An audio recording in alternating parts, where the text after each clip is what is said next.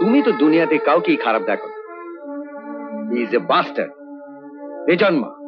তুমিও দেখছি সুপ্রকাশের মতো কথা বলছো।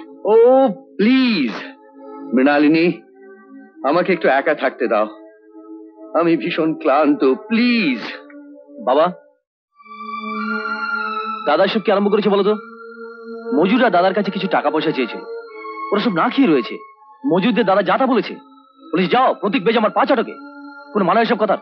বলেছি যে ওই তোমাদের খাবে। ব্যবসার ব্যাপারে দাদা যা ভালো বুঝবে তাই করবে।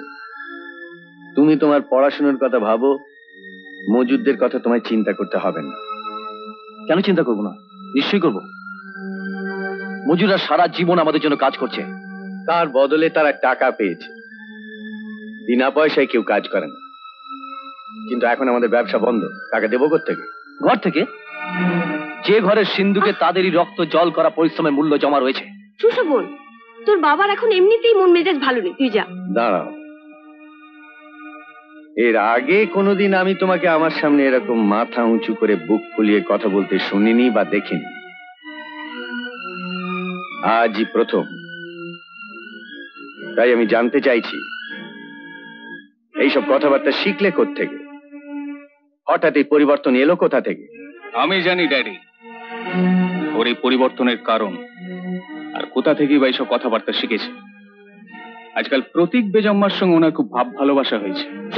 তুমি একটু চুপ করো মৃণালিনী। একটা কথা আমার জানা দরকার,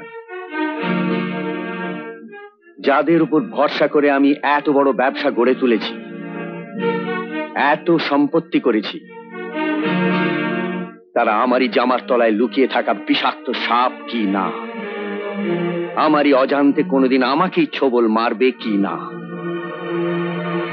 মিস্টার সুশোভন মুখার্জি, আমার মজুদদের কি দেয়া উচিত বা না উচিত তা নিশ্চয়ই তোমার কাছ থেকে কিংবা অন্য কারো কাছ থেকে আমাকে শিখতে হবে না। অতএব ভবিষ্যতে আমার কাজের কোনো ব্যাপারে তুমি আমাকে উপদেশ না দিলেই আমি খুশি হব।